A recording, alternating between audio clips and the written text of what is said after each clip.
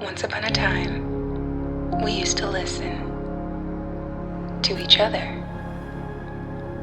Our pain, our joy, our fears, our hopes, and most importantly, our dreams. But somewhere along the way, we got lost and we forgot how to listen.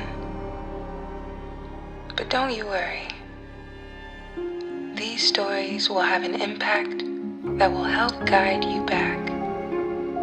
Because this is the Rayless Reverie.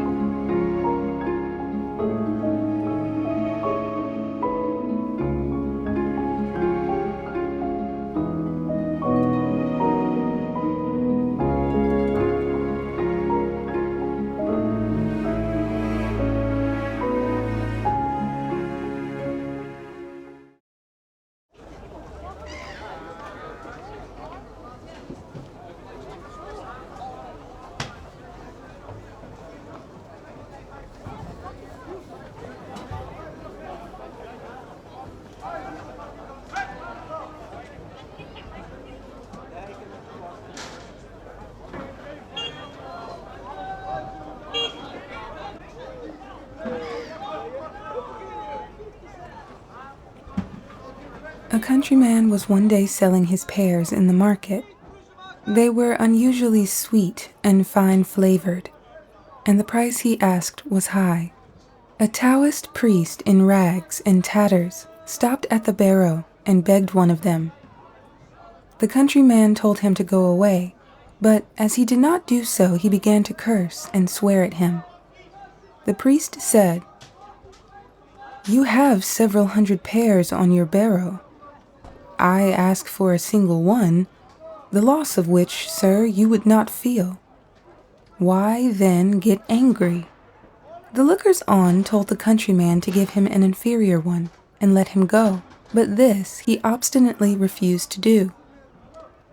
Thereupon, the beadle of the place, finding the commotion too great, purchased a pear and handed it to the priest. The latter received it and turning to the crowd said, "We who have left our homes and given up all that is dear to us are at a loss to understand selfish conduct in others. Now I have some exquisite pears, which I shall do myself the honor to put before you." Here somebody asked, "Since you have pears yourself, why don't you eat those?" "Because," replied the priest, "I wanted one of these pips to grow them from." So saying, he munched up the pear, and when he had finished, took a pip in his hand, unstrapped a pick from his back, and proceeded to make a hole in the ground, several inches deep, wherein he deposited the pip, filling the earth as before. He then asked the bystanders for a little hot water to water it with, and one among them, who loved a joke, fetched him some boiling water from a neighboring shop. The priest poured this over the place where he had made the hole, and every eye was fixed upon him when sprouts were seen shooting up, and gradually growing larger and larger.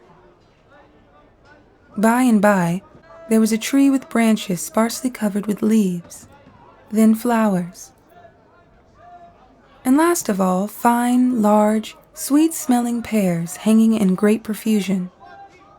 These the priest picked and handed round to the assembled crowd until they were all gone.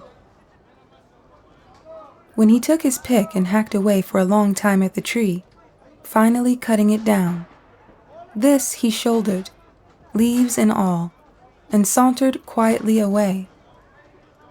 Now, from the very beginning, our friend the countryman had been amongst the crowd, straining his neck to see what was going on, and forgetting all about his business.